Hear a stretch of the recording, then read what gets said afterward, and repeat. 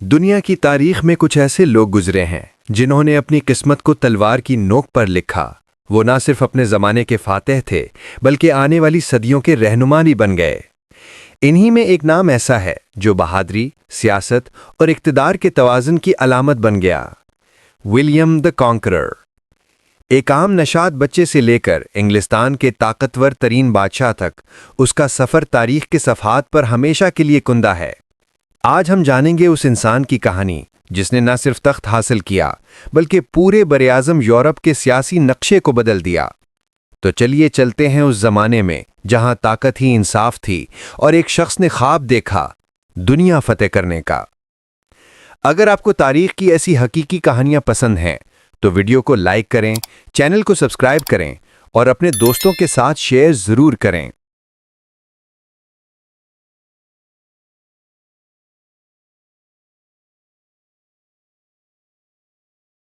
باب اول، ابتدائی زندگی اور خاندان۔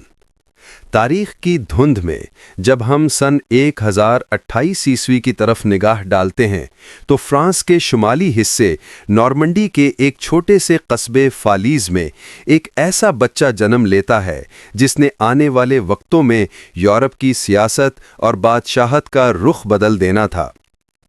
اس بچے کا نام رکھا گیا ولیم، جو بعد میں دنیا کے سامنے ولیم دی کانکرر یعنی فاتح انگلستان کے نام سے مشہور ہوا۔ ولیم کا تعلق نارمنڈی کے ڈیوک رابرٹ اول سے تھا، جنہیں رابرٹ دی میگنیفیسنٹ کے لقب سے جانا جاتا ہے۔ مگر ولیم کی پیدائش ایک پیچیدہ اور غیر معمولی کہانی رکھتی ہے، کیونکہ وہ ناجائز النسب تھا۔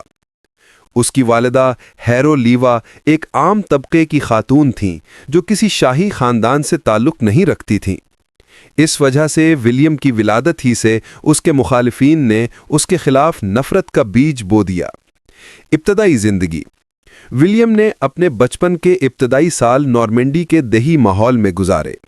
اس کے والد رابرٹ اول ایک بہادر حکمران تھے جو 1035 عیسوی میں یروشلم سے واپسی پر راستے ہی میں وفات پا گئے۔ اس وقت ولیم کی عمر محض 8 سال تھی۔ رابرٹ نے اپنے سفر سے قبل اپنے تمام وفادار سرداروں کو حکم دیا تھا کہ اس کے بعد ولیم کو نارمنڈی کا اگلا ڈیوک تسلیم کیا جائے، لیکن یہ فیصلہ ان کے مرنے کے فوراً بعد فتنہ و فساد کا باعث بن گیا۔ نارمنڈی کے اشرافیہ جو طاقت اور زمین کے لالچی تھے، ایک بچے کو اپنا حکمران تسلیم کرنے پر تیار نہ تھے۔ یوں ولیم کا بچپن مسلسل خطرات اور سازشوں میں گھرا رہا۔ اس کے گرد محافظ بدلتے رہے، کئی دفعہ اس کے محافظ قتل کر دیے گئے، حتیٰ کہ کچھ وقتوں پر ولیم کو اپنا مقام چھپانا پڑا۔ تعلیم اور تربیت۔ اس دور کے نارمن اشرافیہ کے لیے جنگی تربیت لازمی سمجھی جاتی تھی۔ ولیم نے کم عمری میں ہی تلوار چلانا، گھڑ سواری اور سپاہیانہ نظم و ضبط سیکھ لیا۔ اس کی تعلیم صرف ہتھیاروں تک محدود نہ تھی، اس نے چرچ کے زیر سایہ لاطینی زبان، مذہب اور حکمرانی کے اصول بھی پڑھے۔ اس کی ذہانت اور فیصلہ سازی کی صلاحیت کم عمری میں ہی نمایاں تھی۔ ایک مشہور مورخ ولیم آف مالمسبری لکھتا ہے، بچپن میں بھی ولیم میں ایک عجیب وقار تھا۔ اس کی آنکھوں میں قیادت کی چمک نمایاں تھی۔ وہ جانتا تھا کہ اسے محض زندہ نہیں رہنا بلکہ حکومت کرنی ہے۔ ابتدا کی آزمائشیں۔ ولیم کے مخالفین نے کئی بار اس کے قتل کی کوشش کی۔ بچپن میں وہ ایک رات اپنے محافظ کی وفاداری سے بچ گیا، جس نے اسے دشمنوں کے ہاتھوں سے نکال کر ایک خانقاہ میں پناہ دلوائی۔ ان مسلسل خطرات نے اس کے دل میں ایک پختگی پیدا کر دی۔ اس نے کم عمری میں ہی سیکھ لیا کہ اقتدار صرف طاقت سے قائم رہ سکتا ہے۔ رحم دل حکمران اکثر اپنے دشمنوں کے ہاتھوں مٹ جاتے ہیں۔ جوانی کی دہلیز پر قدم رکھتے ہی ولیم نے اپنے ارد گرد کے باغیوں کو قابو میں کرنا شروع کر دیا۔ اس نے چھوٹے چھوٹے قلعے فتح کیے، باغیوں کو سخت سزائیں دیں اور آہستہ آہستہ اپنی حکومت کو مستحکم کیا۔ طاقت کا عروج، نارمنڈی کا مکمل کنٹرول۔ سن 1047 عیسوی میں ولیم نے ایک اہم جنگ لڑی، جنگ والیئر۔ یہ جنگ اس کے لیے فیصلہ ثابت ہوئی۔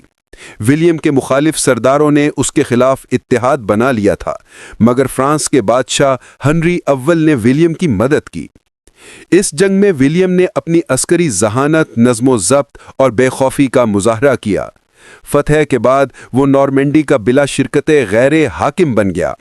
یہ وہ لمحہ تھا جب بچے سے مرد اور مرد سے حکمران نے جنم لیا۔ نارمنڈی میں اس نے اصلاحات شروع کیں، زمینوں کی تقسیم منظم کی، ٹیکس کا نظام بہتر کیا اور فوج کو منظم شکل دی۔ سیاسی بصیرت۔ ولیم سمجھتا تھا کہ طاقت صرف تلوار سے نہیں بلکہ اتحاد اور سیاست سے بھی قائم رہتی ہے۔ اس نے اپنے دشمنوں کو زیر کرنے کے لیے شادیاں، وعدے اور گٹھ جوڑ کا ہتھیار استعمال کیا۔ اس کی ذہانت نے اسے ایک کامیاب منتظم بنا دیا۔ یہی ولیم بعد میں یورپ کے سب سے بڑے تخت انگلستان کا دعویدار بننے والا تھا، لیکن اس کے خواب ابھی مکمل نہ ہوئے تھے۔ قسمت نے اس کے لیے ایک اور امتحان تیار کر رکھا تھا، ایک ایسی جنگ جو تاریخ کی سمت بدل دے گی۔ ناظرین، آپ کے خیال میں ایک حکمران کے لیے زیادہ ضروری کیا ہے، طاقت یا عقل؟ کامنٹس میں اپنی رائے ضرور دیں۔ باب دوم، تخت انگلستان کی جدوجہد اور ہیسٹنگز کی جنگ۔ تاریخ کے اوراق پر جب ہم 11ویں صدی کے وسط میں نگاہ ڈالتے ہیں تو ہمیں یورپ ایک ایسے دوراہے پر کھڑا نظر آتا ہے جہاں طاقت، عقیدہ اور سیاست کا ایک پیچیدہ کھیل جاری تھا۔ نارمنڈی میں ولیم اپنی حکومت مضبوط کر چکا تھا، مگر اس کی نگاہ اب سمندر کے اس پار تھی، انگلستان پر، جہاں ایک تخت خالی ہونے والا تھا اور جہاں کی تاج پوشی اس کے خوابوں کی معراج تھی۔ انگلستان کا منظرنامہ۔ اس زمانے میں انگلستان کا بادشاہ تھا ایڈورڈ دی کنفیسر، جو ایک کمزور حکمران سمجھا جاتا تھا۔ اس کی شادی نارمنڈی کے خاندان سے تھی اور اس کے دربار میں کئی نارمن مشیر موجود تھے۔ کہا جاتا ہے کہ ایڈورڈ کی اولاد نہ تھی اور اس نے اپنی زندگی کے آخری دنوں میں انگلستان کا تخت ولیم کو دینے کا وعدہ کیا تھا۔ ولیم نے اس وعدے کو اپنی قسمت کا حصہ سمجھ لیا، مگر انگلستان میں سب اس کے حق میں نہیں تھے۔ ایڈورڈ کے انتقال کے فوراً بعد ہیرلڈ گاڈونسن نامی ایک طاقتور انگریز سردار نے خود کو بادشاہ قرار دے دیا۔ ولیم کے لیے یہ کھلا اعلان جنگ تھا۔ قسم شکنی اور اعلان جنگ۔ ولیم نے دعویٰ کیا کہ ہیرلڈ نے اس سے قسم کھائی تھی کہ وہ ایڈورڈ کی وفات کے بعد تخت اسے سونپ دے گا۔ یہ قسم اس نے نارمنڈی کے خانقاہ میں مقدس اوتاروں پر کھائی تھی۔ لہٰذا جب ہیرلڈ نے بادشاہ بننے کا اعلان کیا تو ولیم نے اسے غداری اور حلف شکنی قرار دیا۔ اس نے کہا کہ یہ محض تخت کا جھگڑا نہیں بلکہ انصاف کی بحالی کی جنگ ہے۔ ولیم نے اپنے تمام امراء اور پادریوں کو جمع کیا اور انہیں قائل کیا کہ یہ جنگ صرف ذاتی مفاد کی نہیں بلکہ ایک مقدس مہم ہے۔ پوپ نے بھی ولیم کے حق میں ایک جھنڈا بھیجا جس نے اس جنگ کو ایک مذہبی جواز عطا کیا۔ بحری تیاری۔ ولیم نے حیرت انگیز رفتار سے ایک عظیم بیڑا تیار کیا۔ سینکڑوں جہاز نارمنڈی کے ساحل پر تیار کیے گئے جن میں گھوڑے، سپاہی اور اسلحہ بھر دیا گیا۔ اس کی فوج میں نارمن، برٹن اور فرانسیسی سپاہی شامل تھے۔ ایک ایسی فوج جو نظم و ضبط، انا اور عقیدے کے امتزاج سے بنی تھی۔ ستمبر 1066 میں ولیم نے اپنی فوج کے ساتھ انگلستان کی جانب روانگی اختیار کی۔ سمندر کے اس پار بادشاہ ہیرلڈ بھی نمال میں جنگوں میں مصروف تھا، کیونکہ ناروے کے بادشاہ ہیرلڈ ہارڈوراڈا نے بھی تخت انگلستان پر دعویٰ کر رکھا تھا۔ تقدیر کی عجب چال۔ دیکھیں، ہیرلڈ نے پہلے شمال میں نارویجین فوج کو سٹیمفورڈ برج کی جنگ میں شکست دے دی، مگر ابھی وہ اپنی کامیابی کا جشن بھی نہ منا سکا تھا کہ ولیم اپنی فوج کے ساتھ جنوبی ساحل پر اتر چکا تھا۔ ہیسٹنگز کی عظیم جنگ۔ ولیم نے 14 اکتوبر 1066 کو ہیسٹنگز کے قریب میدان جنگ میں اپنے لشکر کو صف بند کیا۔ اس کے سامنے ہیرلڈ کی تجربہ کار فوج تھی جو پہاڑی علاقے میں دفاعی پوزیشن پر کھڑی تھی۔ ولیم کی فوج میں گھڑ سوار دستے تھے، جبکہ ہیرلڈ کی فوج زیادہ تر پیادہ سپاہیوں پر مشتمل تھی۔ ابتدائی طور پر انگلش فوج نے مزاحمت دکھائی۔ ولیم کے تیر اندازوں کے حملے زیادہ مؤثر ثابت نہ ہوئے اور کئی نارمن سپاہی مارے گئے۔ ایک موقع پر افواہ پھیلی کہ خود ولیم مارا گیا ہے، مگر وہ فوراً گھوڑے پر سوار ہوا، اپنی ذرہ اتار کر چہرہ دکھایا اور زور سے پکارا، میں زندہ ہوں، آگے بڑھو، آج ہم تاریخ بدلنے جا رہے ہیں۔ اس کی آواز نے سپاہیوں میں نیا جوش بھر دیا۔ اس نے ایک حیرت انگیز جنگی چال چلی۔ اس نے اپنے دستوں کو جعلی پسپائی کا حکم دیا۔ ہیرلڈ کی فوج یہ سمجھ کر پہاڑی سے نیچے آئی کہ دشمن بھاگ گیا ہے، مگر جیسے ہی وہ کھلے میدان میں پہنچے، نارمن گھڑ سواروں نے ان پر چاروں طرف سے حملہ کر دیا۔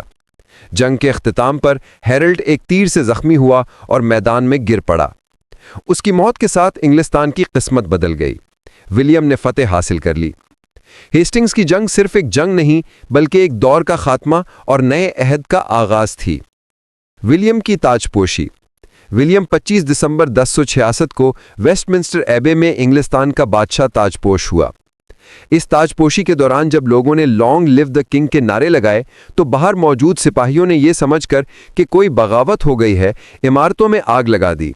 یہ منظر گویا اعلان کر رہا تھا کہ ایک نیا بادشاہ آیا ہے، خوف اور نظم کا ملاپ، نئی دنیا کی تشکیل۔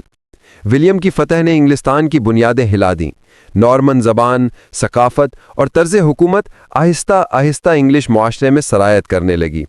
ایک نئے عہد کا آغاز ہو چکا تھا، جہاں تلوار سے قانون لکھا گیا اور وفاداری کا مطلب محض وعدہ نہیں بلکہ وجود کی قیمت بن گیا۔ باب سوم، ولیم کی حکومت، اصلاحات اور انگلستان کی تعمیر نو۔ ہیسٹنگز کی جنگ کے بعد جب انگلستان کے افق پر دھواں چھٹنے لگا تو ایک نئی صبح طلوع ہوئی، مگر یہ صبح عام نہیں تھی، یہ نارمن اقتدار کی صبح تھی۔ ولیم دا کانکرر اب محض ایک فاتح نہیں بلکہ انگلستان کا بادشاہ تھا۔ تاہم تاج پہننے کے بعد اصل جنگ شروع ہوئی، جنگ حکومت، انصاف اور بقا کی، تخت کی مضبوطی اور مزاحمت کا خاتمہ۔ ولیم کی فتح مکمل نہ تھی۔ جنوبی انگلینڈ تو اس کے زیر تسلط آ گیا تھا، مگر شمالی علاقوں میں اب بھی انگلش سرداروں اور مقامی عوام کی بغاوتیں جاری تھیں۔ ولیم جانتا تھا کہ اگر اس نے اپنی سلطنت کو دیرپا بنانا ہے تو اسے طاقت کے ساتھ نظام بھی قائم کرنا ہوگا۔ سن 1069 میں شمالی علاقے یارک میں بڑی بغاوت اٹھی۔ ولیم نے سخت رد عمل دکھایا۔ اس نے ہزاروں باغیوں کو سزا دی، زمینیں ضبط کی اور بعض علاقوں میں آبادی کو جلا وطن کر دیا۔ مورخین اس عمل کو یاد کرتے ہیں جس نے شمالی انگلینڈ کی معیشت اور معاشرت دونوں کو ہلا دیا۔ یہ سختی بے رحم ضرور تھی، مگر ولیم کے نزدیک یہ نظم اور استحکام کے لیے ضروری تھی۔ اس کا مقصد محض تخت سنبھالنا نہیں بلکہ ایک نیا متحد انگلینڈ قائم کرنا تھا۔ قانونی اصلاحات اور انتظامی نظام۔ ولیم نے جلد ہی اپنی بادشاہت کے استحکام کے لیے وسیع اصلاحات کیں۔ اس نے ایک ایسا نظام متعارف کروایا جس کی بنیاد وفاداری، قانون اور تحریری نظم پر تھی۔ جاگیرداری نظام، فیوڈل سسٹم۔ ولیم نے انگلینڈ کی تمام زمینیں اپنی ملکیت قرار دیں اور پھر اپنے وفادار سرداروں کو بطور جاگیر تقسیم کیں۔ اس نظام میں ہر شخص اپنے اوپر والے سے وفاداری کا حلف لیتا، یہاں تک کہ سب سے بالا وفاداری بادشاہ کے لیے مخصوص تھی۔ اس سے ولیم کو طاقت کا ایک مضبوط جال میسر آیا جو تخت کے خلاف کسی بھی بغاوت کو تقریباً ناممکن بنا دیتا تھا۔ قانونی یکسانیت۔ ولیم نے انگلینڈ کے قوانین کو نارمن قوانین سے ہم آہنگ کیا۔ اس نے مقامی سرداروں اور نارمن امراء کو ایک مشترکہ دربار میں بٹھا کر عدالتی نظام کو منظم کیا۔ یوں انصاف کی بنیاد بادشاہت کے تابع ہو گئی۔ قلعہ بندی اور دفاع۔ ولیم نے ملک بھر میں قلعے تعمیر کروائے، ٹاور آف لنڈن سے لے کر ونڈزر کاسل تک۔ یہ قلعے محض فوجی قلعے نہیں بلکہ اقتدار کی علامت تھے جو ہر علاقے کو یاد دلاتے کہ بادشاہ کی نگاہ ان پر ہے۔ ڈومسڈے بک، ولیم کی دانشمندی کی نشانی۔ ولیم کی سب سے بڑی انتظامی کامیابی 1086 میں سامنے آئی جب اس نے ایک عظیم مردم شماری کروائی جسے ڈومسڈے بک کہا جاتا ہے۔ اس کتاب میں انگلینڈ کے ہر شہر، گاؤں، زمین، مویشی اور وسائل کا تفصیلی اندراج کیا گیا۔ یہ دنیا کی پہلی مکمل قومی مردم شماری تھی، ایک ایسا دستاویزی شاہکار جس نے ولیم کو اپنی سلطنت کی حقیقی طاقت اور وسائل کا درست اندازہ دیا۔ اس کتاب کو قیامت کی کتاب کہا گیا کیونکہ لوگوں کا یقین تھا کہ اس میں جو لکھ دیا گیا وہ آخرت تک بدلا نہیں جا سکتا۔ زبان، ثقافت اور معاشرتی تبدیلی۔ ولیم کے دور میں انگلستان کی زبان، ثقافت اور طرز زندگی بدل گیا۔ نارمن زبان دربار کی زبان بن گئی، جس سے بعد میں انگلش زبان میں فرانسیسی الفاظ داخل ہوئے۔ تعمیرات میں نارمن طرز فن نمایاں ہوا۔ مضبوط قلعے، بلند گرجا گھر اور پتھر کی عمارتیں اس کے دور کی شناخت بن گئیں۔ انگلینڈ کا دہی نظام بھی بدل گیا۔ مقامی انگریز کسان اب نارمن جاگیرداروں کے ماتحت ہو گئے۔ یہ تبدیلی سخت ضرور تھی، مگر اس نے ملک میں مرکزیت پیدا کی۔ پہلی بار انگلینڈ ایک متحد ریاست کی صورت اختیار کرنے لگا۔ ولیم کا طرز حکومت۔ ولیم کا انداز حکومت سخت مگر منصفانہ تھا۔ وہ بدعنوانی کو برداشت نہیں کرتا تھا۔ اس کی فوجی نظم و ضبط مثالی تھی۔ اس کے قریبی مشیر کہتے ہیں کہ وہ ایک ہاتھ میں تلوار اور دوسرے ہاتھ میں قانون رکھتا تھا۔ ولیم کے دربار میں درباری آداب سخت تھے۔ اس کے سامنے کوئی اونچی آواز میں بات نہیں کر سکتا تھا، مگر جب وہ فیصلہ سناتا تو کسی کو شک کی گنجائش نہ رہتی۔ بین الاقوامی سیاست۔ ولیم نے انگلینڈ اور فرانس کے درمیان طاقت کا توازن برقرار رکھنے کی بھرپور کوشش کی۔ چونکہ وہ نارمنڈی کا ڈیوک بھی تھا، تو اس لیے وہ فرانس کا بظاہر ماتحت حکمران تھا، مگر حقیقت میں وہ اتنا طاقتور بن چکا تھا کہ فرانسیسی بادشاہ بھی اس سے خوف کھاتا تھا۔ یہی وہ بنیاد تھی جس پر آنے والے صدیوں میں انگلستان اور فرانس کے درمیان دشمنی کی تاریخ لکھی گئی۔ عوام کی نظر میں ولیم، اگرچہ اس کے سخت اقدامات سے بہت سے انگریز اس سے نفرت کرتے تھے، مگر وقت نے ثابت کیا کہ اس کی حکمرانی نے انگلستان کی جڑوں کو مضبوط کیا۔ وہ ایک ظالم نہیں بلکہ ایک نظم دینے والا بادشاہ تھا، جس نے قوم کو قانون، نظم اور شناخت دی۔ باب چہارم، ولیم دی کانکرر کی شخصیت، فتوحات اور یورپ پر اثرات۔ ولیم دی کانکرر محض ایک فاتح بادشاہ نہیں تھا، بلکہ وہ ایک ایسا انسان تھا جس کی شخصیت نے یورپ کے سیاسی، فوجی اور معاشرتی ڈھانچے کو بدل کر رکھ دیا۔ اس کی زندگی ایک ایسے فلسفے کی عکاسی کرتی ہے جہاں عقل، نظم اور طاقت تینوں یکجا ہو کر ایک نئے طرز حکمرانی کی بنیاد رکھتے ہیں۔ ولیم کی شخصیت۔ ولیم کی شخصیت دو پہلوؤں پر مشتمل تھی۔ ایک طرف وہ نہایت سخت اور بے رحم حکمران تھا، دوسری طرف وہ نہایت ذہین، نظم پسند اور انصاف پر مبنی فیصلے کرنے والا انسان بھی تھا۔ مورخین بیان کرتے ہیں کہ اس کا جسم مضبوط، آواز گہری اور رعبدار تھی۔ وہ کم بولتا، مگر جب بولتا تو فیصلہ کن انداز میں۔ اس کی نظریں ہمیشہ سیدھی اور پرعزم رہتیں، جیسے وہ ہر شے کا انجام پہلے سے جانتا ہو۔ اس کی سب سے بڑی خصوصیت صبر اور منصوبہ بندی تھی۔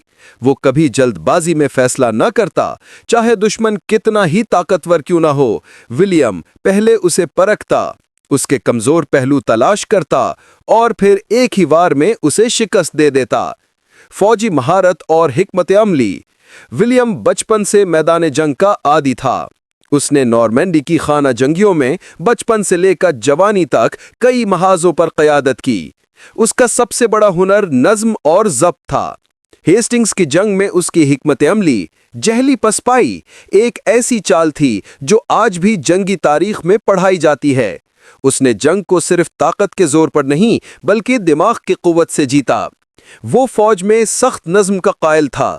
اس کے لشکر میں کوئی سپاہی حکم عدولی کی جرت نہیں کرتا تھا۔ وہ جانتا تھا کہ فوجی طاقت بغیر نظم کے ایک بیکار ہجوم ہے۔ اسی نظم و ضبط نے اس کی فوج کو یورپ کی مضبوط ترین فوجوں میں شامل کر دیا۔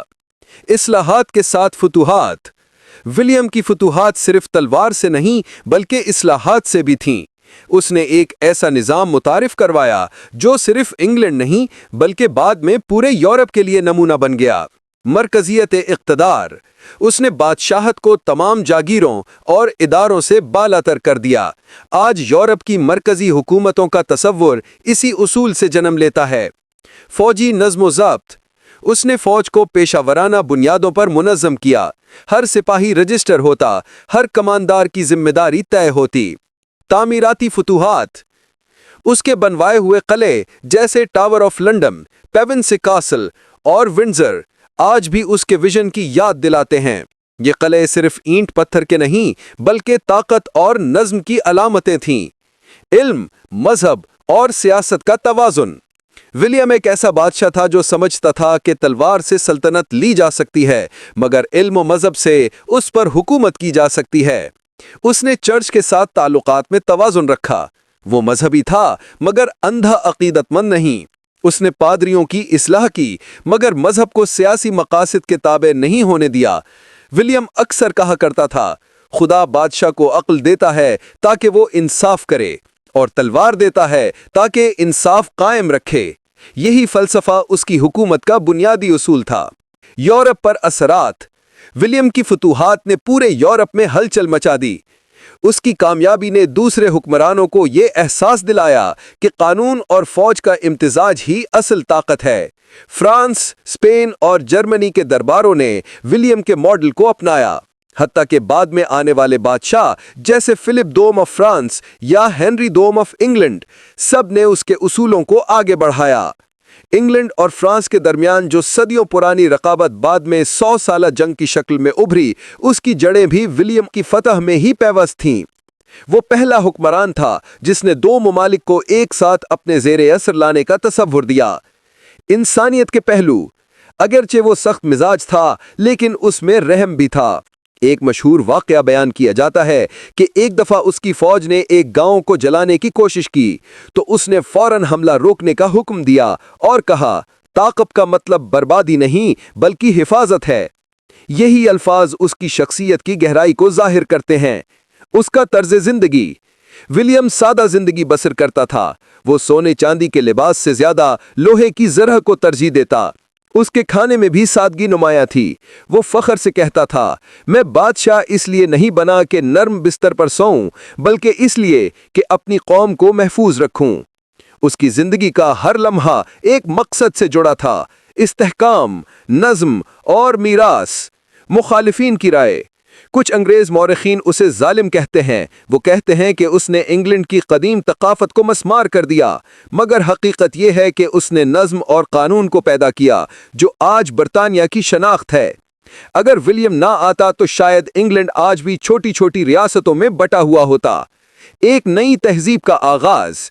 विलियम के दौर में इंग्लिश तकाफत ने एक नया जन्म लिया, एक ऐसा जन्म जिसने बाद में शेक्सपियर, ऑक्सफोर्ड और मगरबी कानून के निज़ाम को जन्म दिया। ये कहना गलत ना होगा कि विलियम ने सिर्फ इंग्लैंड नहीं बल्कि मगरबी दुनिया की फिक्री बुनियाद रखी।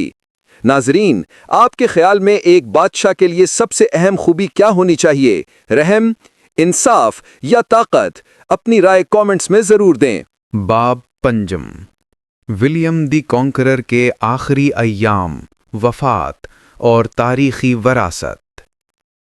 वक्त अपनी रफ्तार में बेरहम है। वो किसी ताजदार, फातेह या मर्द आहन के कदमों में नहीं रुकता।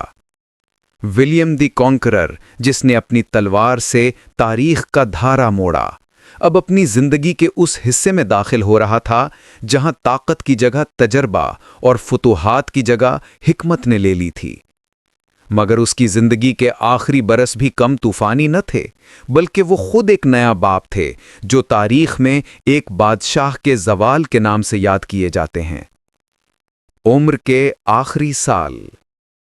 विलियम अब अपनी 60वीं दिहाई में दाखिल हो चुका था। उम्र के साथ उसका जिस्म बोझल जरूर हो गया था, मगर जहन अब भी तेज और इरादे फौलाद जैसे मजबूत थे। उसकी सल्तनत मुस्तहकम हो चुकी थी। इंग्लिस्तान पर उसकी गिरफ्त मजबूत थी, नॉर्मेंडी उसके ज़ेरे असर था और यूरोप के बादशाह उसके नाम से लरसते थे। मगर यह सुकून ज्यादा देर कायम न रह सका। फ्रांस के बादशाह फिलिप अव्वल के साथ उसकी पुरानी रिकाबत दोबारा भड़क उठी। फिलिप ने तंजन कहा कि विलियम इतना मोटा हो गया है कि अब घोड़े पर सवार नहीं हो सकता। विलियम, जो अपने फख्र और इज्जत पर कभी समझौता नहीं करता था, ये सुनकर बिफर उठा।